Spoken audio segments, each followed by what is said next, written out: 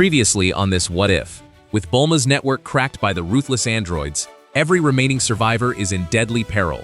But hope isn't lost yet. While Trunks risks a dangerous solo mission to Dr. Gero's hidden lab, Goku and future Gohan step into the room of spirit and time. They have just one day to endure a grueling year of training and forge the ultimate father-son synergy. Can they master their power before humanity is erased? The intense preparation begins now.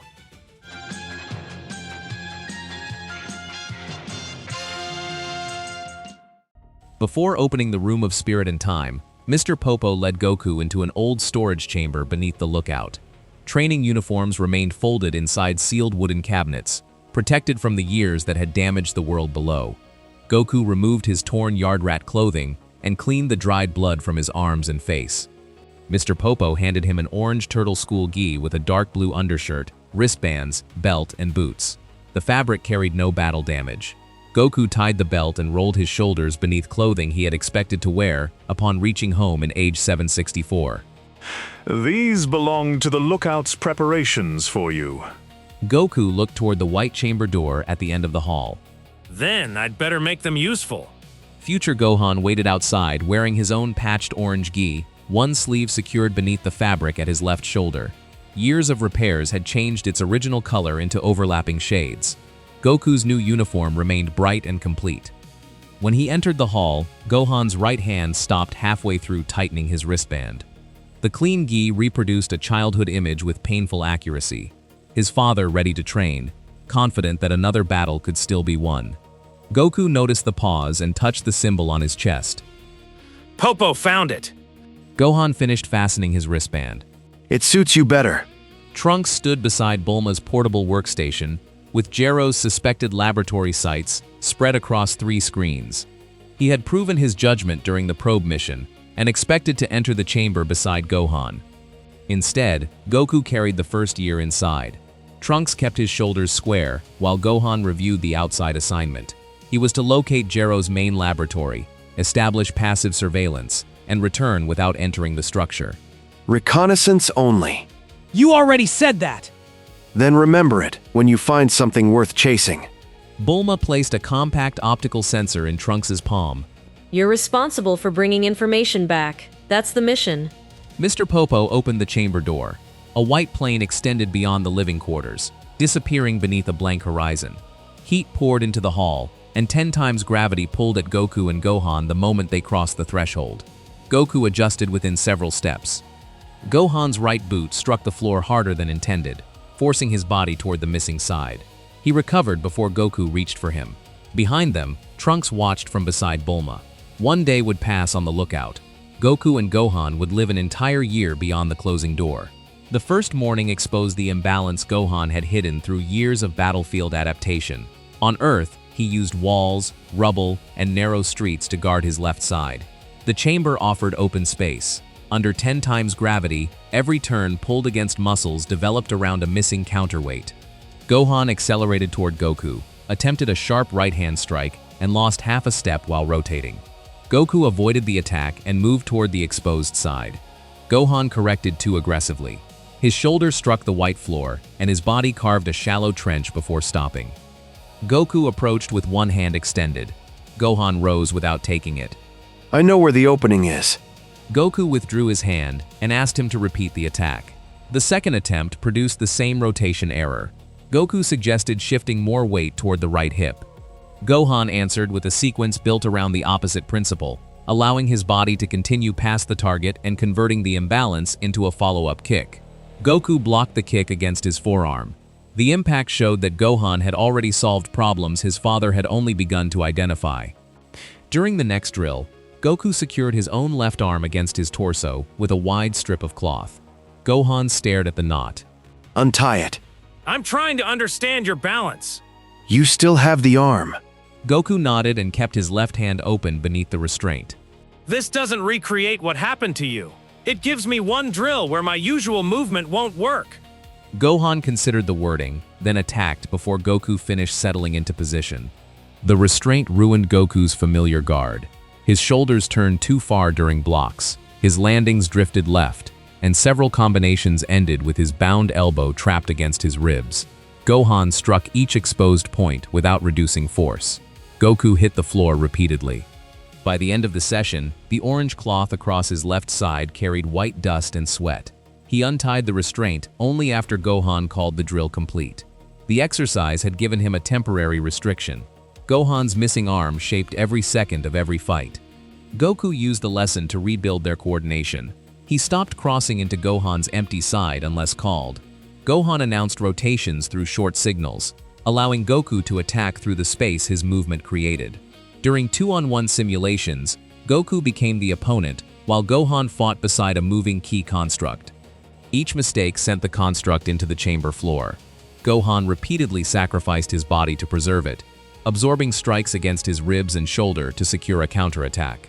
Goku ended the exercise after Gohan accepted the 7th direct hit. Gohan wiped blood from the inside of his lip with his thumb. The target survived. Goku dismissed the key construct. You wouldn't. That's part of protecting someone. Goku walked to the crater where the construct had vanished and pressed his boot into the damaged floor.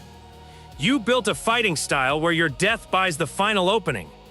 Gohan tightened the cloth around his wrist. The description matched years of battles he had survived through timing rather than expectation. Goku reset the drill with a new condition. Both defenders had to remain mobile after the protected target reached safety. Outside the chamber, Bulma assembled a map of Dr. Gero's historical activity. Red Ribbon power stations, abandoned mines, private construction purchases, and missing industrial equipment formed a trail through the northern mountains. Trunks compared those records with the locations attacked during the android's first year. One mountain site had been avoided during every nearby rampage. Its electrical grid had also drawn power for years after the surrounding region collapsed. Bulma marked the coordinates and disconnected the lookout workstation from every surviving Capsule Corp network. One intercepted signal could expose their refuge.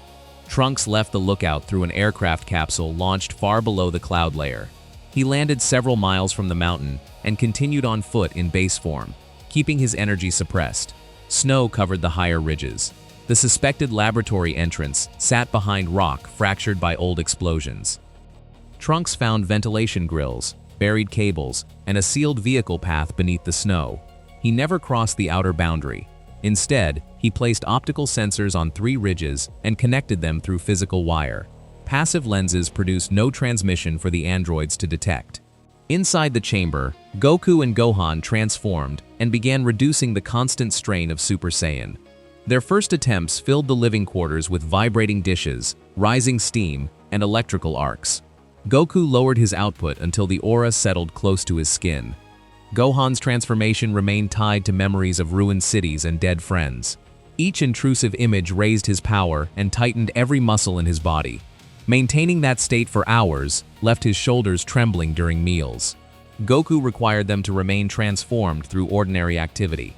They cooked, repaired clothing, carried water, and slept with golden hair. Every dropped cup revealed excess tension. Every cracked chair exposed uncontrolled strength. Gohan broke 3 forks during the first week. Goku spilled an entire pot when his aura surged after mentioning Frieza's arrival in the Source Branch. Neither fighter could blame the other without confronting his own lack of control. Training shifted from maximum output to sustainable movement. Goku reduced aura leakage until the air around him stopped vibrating. Gohan practiced relaxing the muscles along his right shoulder while keeping enough power available to react. They crossed the chamber plane at low speed, exchanged single strikes, and returned to stillness after each contact. Gohan's missing side required greater precision during every transition. A calm transformation gave him that precision, while preserving energy for a long battle against opponents whose reactors never tired. Rest created a harder problem. During sleep periods, Gohan lay awake beneath the living quarter ceiling and counted the months represented by every outside hour. Civilians could be dying while he remained behind a locked door. He began leaving the bed after Goku's breathing slowed, walking into the white expanse, and repeating movement drills alone. The training continued until his knees left dents in the floor. Goku found him there during the 4th internal week, holding a Super Saiyan stance while blood seeped through the wrap around his right foot. Goku carried the food table outside and set 2 bowls near the edge of the training plane. Gohan remained standing. Sit down. I can still move. Your foot says otherwise.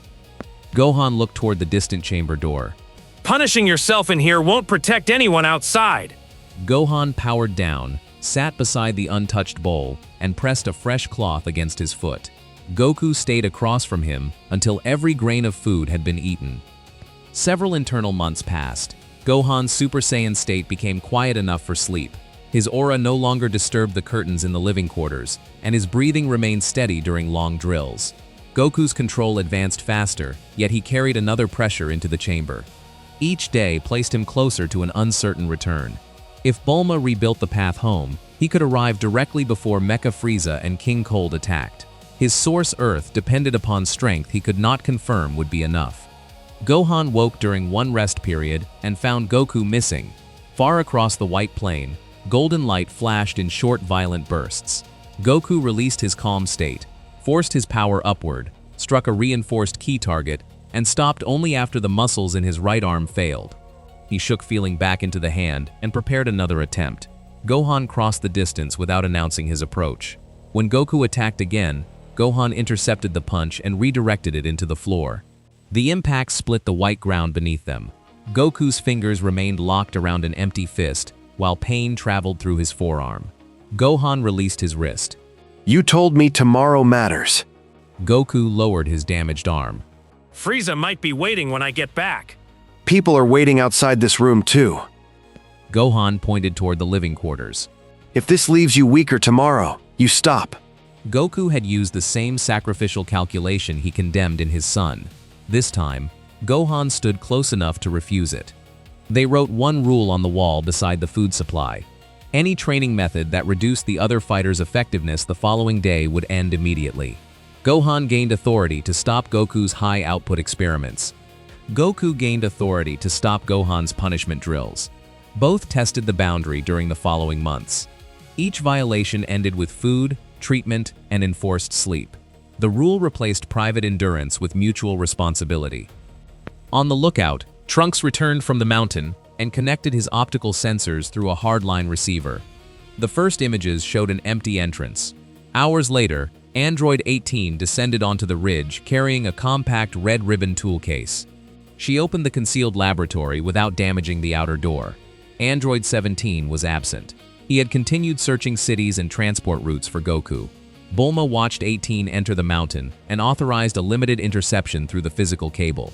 Trunks returned alone. He wore dark winter coverings over his Capsule Corp jacket and carried no aircraft near the surveillance zone. At the ridge, he attached the receiver directly to the optical line.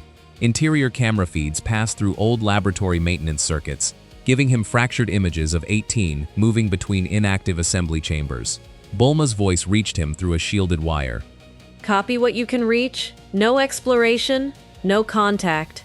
Trunks entered after 18 moved into the deeper control wing. He kept his sword secured and his power suppressed. Dust covered the visible laboratory, while fresh footprints crossed it in both directions. He opened a wall terminal using Capsule Corp adapters and copied fragmented records onto an isolated drive. Files labeled 17 and 18 appeared beside emergency suspension, reactor isolation, identity codes, and biological research. Several sections had been erased from the primary system. The surviving data transferred slowly through corroded hardware. A deeper conduit vibrated beneath Trunks' boots. The visible laboratory's power systems remained inactive, yet energy continued moving through heavy cables descending below the main floor. Trunks followed the conduit only as far as the first locked access plate. The metal carried recent heat. His copied files contained no clear map of the lower levels. Bulma ordered him to mark the location and withdraw. Trunks left the unfinished transfer behind when 18's footsteps returned through the control wing. He crossed the outer boundary moments before Android 18 entered the main laboratory. She found the disturbed terminal, removed one intact controller component, and read Gero's suspension files. Schematics displayed systems capable of shutting down her reactor through a coded command. 18 tore the visible controller assembly from the wall. She fired into the control wing, then continued through every surface chamber. Explosions split the mountain entrance and threw burning laboratory equipment across the snow. Trunks watched from the far ridge, with one hand protecting the copied drive beneath his jacket. The surface laboratory collapsed. His optical feeds vanished camera by camera. One sensor remained aimed toward the deeper power conduit. Its readout showed the underground draw continuing beneath the destruction. When the lens rotated toward the source, the power level dropped sharply. The system had detected observation and reduced its output. Trunks recorded the final reading before the mountain buried the cable. Bulma received the drive on the lookout and isolated it from every other machine. The copied records confirmed separate identity codes for 17 and 18, reactor isolation procedures, and fragments of an emergency suspension command. Several biological files referenced a project without displaying its name. Bulma marked the underground power anomaly beside them. She refused to declare the laboratory destroyed, while anything beneath it could respond to surveillance. Trunks remained alive because he had obeyed the withdrawal order. The missing files remained beneath tons of stone. Inside the chamber, Goku and Gohan began testing the purpose of their new strength. Goku designed restraints from compact key barriers, holds, and coordinated pressure. Gohan ended each simulation with a killing strike. During one exercise, Goku's construct representing Android 18 fell motionless beneath Gohan's boot. Gohan formed a golden sphere in his right palm and fired through its head before Goku could reset it. The blast crossed the plane and burned a trench toward the horizon. Goku dismissed the construct. She killed Krillin. Another construct appeared wearing 17's shape. Gohan destroyed it before the simulation began. He killed Piccolo. They killed Vegeta, Tien, Yamcha, and everyone who stood in front of them. Goku remained in his calm Super Saiyan state, arms resting at his sides. Gohan's aura expanded around his body, stirring dust from every crater they had made. I want them to understand fear before they die. Goku did not tell him the desire was forbidden. He asked Gohan to continue describing it. The answer carried abandoned shelters, bodies recovered from streets, and battles where the androids laughed after tearing away another part of his life. Gohan wanted the war to end with them helpless before him. Their deaths alone would never satisfy the image. He needed them to know that he had won. Goku listened until Gohan's aura lowered and the dust returned to the ground. Goku created the Android 18 construct again and placed it unconscious at Gohan's feet. If Bulma shuts her down, she can't hurt anyone. Gohan's palm remained aimed at the construct. Killing a helpless prisoner gives them one more decision about the person you become afterward. Gohan's fingers curled around the unspent energy. What person is left when this ends? Every adult year of his life had formed around the next attack, the next evacuation, and the next grave. They sat beside the inactive construct for hours. Goku listed no grand future for him. He asked for one thing Gohan wanted after the war. Gohan rejected peace, teaching, family, and scholarship before each answer formed fully. At last, he looked toward the chamber door and mentioned Trunks. He should get strong without turning into me. The sentence remained on the white plane after the construct disappeared. It gave Gohan a future task that required him to survive victory. From that conversation, they established rules for the android operation. Civilian survival held first priority. 17 and 18 had to be separated. If Bulma's suspension system worked, the androids would be deactivated and placed in secure containment. A deactivated prisoner would remain alive. Gohan carried no obligation to forgive, speak with, or rehabilitate either one. If containment failed and an android regained the ability to continue mass killing, lethal force became authorized.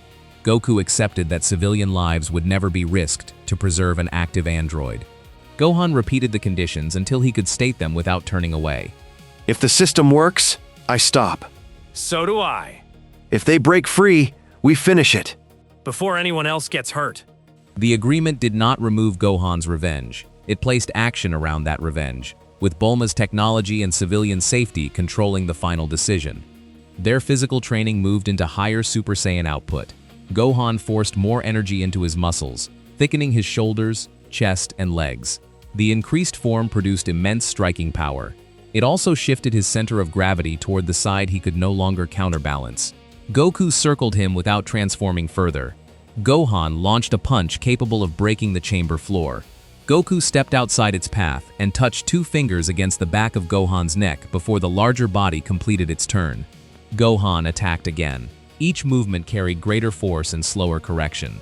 Goku avoided every strike and marked the openings with light taps against Gohan's ribs, shoulder, and spine. The bulky transformation consumed more energy while giving the androids longer windows to attack. Gohan released it. His muscles returned to their controlled Super Saiyan proportions, and his breathing stabilized. Goku discarded the same escalation for himself.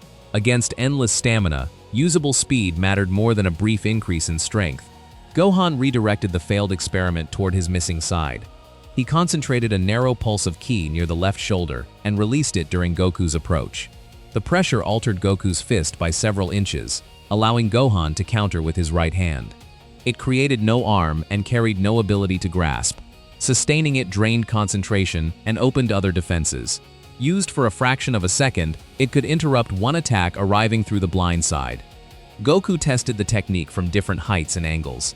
Gohan learned to release the pressure against a wrist, ankle, or incoming energy sphere.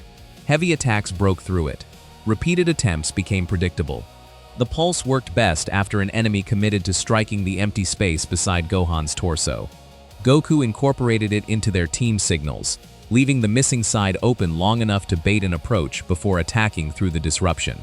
The android's artificial energy required another method. Goku and Gohan closed their eyes while taking turns moving through the training plane with suppressed ki. The listener tracked footsteps, air displacement, sound delay, and vibration through the floor. Goku scattered dust across the ground to expose changes in movement. Gohan suspended scraps of cloth at different heights, reading the direction each piece lifted when a body passed nearby. They progressed to darkness inside the living quarters and violent weather across the outer chamber. Shadows crossed walls before attacks reached them. Small cracks traveled through the floor under sudden landings. Controlled ki pulses spread across the area and returned through displaced dust, loose objects, and damaged terrain. The pulse revealed physical disturbance rather than artificial energy. It could miss a motionless opponent and become useless amid widespread destruction. Under controlled conditions, it reduced the advantage of an attacker whose presence could not be sensed. Their coordination drills combined every lesson. Goku tracked environmental movement while Gohan guarded the protected target. Gohan's ki pressure burst, redirected attacks toward Goku's counters. Goku stopped shielding the missing side without instruction. During the final simulation, two artificial opponents attacked from opposite directions with unlimited stamina. Goku and Gohan separated them, contained one, and forced the other beyond the protected zone. Neither fighter accepted a disabling injury. Both remained standing when the target stopped moving. On the lookout, Bulma worked through the final outside hours. Gero's files gave her only part of the suspension system. She reconstructed the missing architecture through reactor isolation diagrams and the identity checks recorded in Trunks' drive. 17 and 18 possessed separate codes. Each command required close-range synchronization lasting several uninterrupted seconds. A remote signal from safety could not reach deeply enough through their shielding. Bulma assembled two incomplete controller shells and tested them against simulated reactor responses. Activation revealed the shutdown frequency immediately. If either android resisted the first command, the same approach would lose its surprise. She could not verify the devices against their real bodies without exposing the plan. Trunks watched the test fail twice before the third simulation entered suspension. The indicator turned green and remained stable. We get one clean attempt for each of them. Trunks looked toward the chamber door. Inside, Gohan had spent a year training beside Goku, while only hours passed for him. The laboratory mission had given Trunks independent responsibility, yet the return data now supported a battle plan he might be excluded from carrying out. He placed his hand against the white door and felt no movement through it. Mr. Popo approached with food for the chamber's occupants. Their day is nearly finished. Trunks stepped away before the door opened. Inside the chamber, Goku and Gohan completed their final meal in calm Super Saiyan states. Their auras remained close to their bodies. Golden hair had become an ordinary part of cooking, conversation, and sleep. Gohan repaired a new tear in his patched gi with one hand, while Goku packed the remaining supplies. Their strength had increased greatly. The greater change appeared in the distance between them. Goku no longer reached automatically toward Gohan's missing side. Gohan no longer treated every lesson as an attempt to reclaim the child he had been. Before leaving, Gohan stood beside the rule written on the wall. Training could no longer reduce the other fighters' effectiveness the following day. The sentence had controlled their bodies and exposed the habits each carried into battle. Gohan pressed his right palm over the writing. Outside, you follow my abort order. And you follow the containment rules. Gohan removed his hand. If Bulma's system works, Goku opened the inner door. Then we make sure it works. The chamber door opened onto the lookout after one outside day. Bulma and Trunks waited beside the portable workstation while Mr. Popo stood near the palace wall. Goku and Gohan emerged wearing calm Super Saiyan forms. No violent aura shook the tiles. Goku's orange turtle school gi showed a year of repairs and training wear. Gohan's patched uniform carried fresh stitching, while his stance remained balanced under ordinary gravity. Trunks measured their power through the pressure filling the lookout. Gohan crossed the tiles toward him and stopped beside Bulma's copied laboratory files. He reviewed the images of 18, the destroyed surface complex, and the surviving underground power anomaly. Then he placed his right hand on Trunks' shoulder. you found Gero, copied the shutdown data, and came back alive. That work gives us a chance. The recognition reached Trunks in front of Goku, Bulma, Popo, and the entire command table. Bulma showed them the controller prototypes and explained the single-attempt limitation. Goku studied the separate identity codes. Gohan examined the close-range synchronization window. Trunks pointed out the underground power system that had reduced its output when watched. No one treated Gero's laboratory as fully destroyed. The surviving anomaly joined the operation map beside the androids and the lost temporal route. Goku powered down first. Black hair returned above an older, repaired version of the orange gi Mr. Popo had given him 1 year earlier. Gohan followed, his golden hair fading, while his adult features retained the steadiness built inside the chamber. Trunks stood between them and the unopened door. Gohan turned toward Mr. Popo. Prepare the room again. He faced Trunks. You're taking the next year. Goku and Gohan have emerged from the Room of Spirit and Time, with their Super Saiyan power completely transformed, perfectly balanced, and stronger than ever. Meanwhile, Trunks has braved the ruins of Dr. Gero's secret mountain laboratory, surviving Android 18's explosive attack, and securing the vital shutdown codes Bulma needs. But the mystery deepens. What is that strange power source hiding beneath the destroyed lab? And now that Trunks is next in line to enter the chamber, will he gain the power required to join the ultimate battle for the future? The stage is set for a massive counterattack. Don't miss the next explosive episode of this Dragon Ball What If.